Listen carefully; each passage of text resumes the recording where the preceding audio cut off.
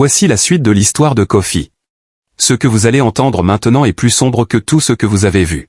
Le visage de son fils Mika apparaît.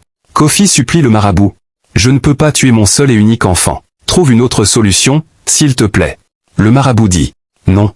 C'est ce que les génies ont demandé. Tu as déjà fait le pacte. Tu refuses, dans 2 jours, tu deviendras fou, et tu mourras. Tu acceptes? Tu deviendras l'homme le plus riche du monde. » Kofi voit que s'il laisse son enfant dans ce monde, il ne survivra jamais à cause de la pauvreté et de la faim. Alors il décide de tuer son enfant.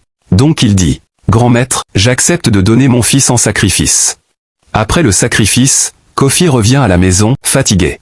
Son enfant lui dit, « Papa, bienvenue. » Il lui donne de l'eau. Le lendemain matin, son enfant va chercher de l'eau à la rivière. Un serpent le mord et il meurt. Sans un geste, Kofi le sait déjà. Il ne bouge même pas pour aller chercher son fils, il reste à la maison. 2 semaines plus tard, Kofi devient l'homme le plus riche du monde. Il est heureux. Il voyage partout avec son voisin. Kofi a 19 femmes et 23 copines. Il vit la vie d'une star.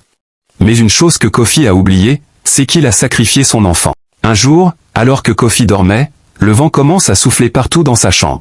La porte bouge. Kofi se lève et voit son fils Mika devant lui. « Pourquoi, papa? Pourquoi m'as-tu tué? Tu vas le regretter. » Le fils disparaît. Le matin, Kofi, tremblant de peur, va chez le marabout. Il lui dit, « Grand maître, le fantôme de mon fils me fatigue chaque jour et chaque nuit. » Le marabout lui dit, « C'est la conséquence de ta richesse. Je ne peux rien faire. Retourne chez toi.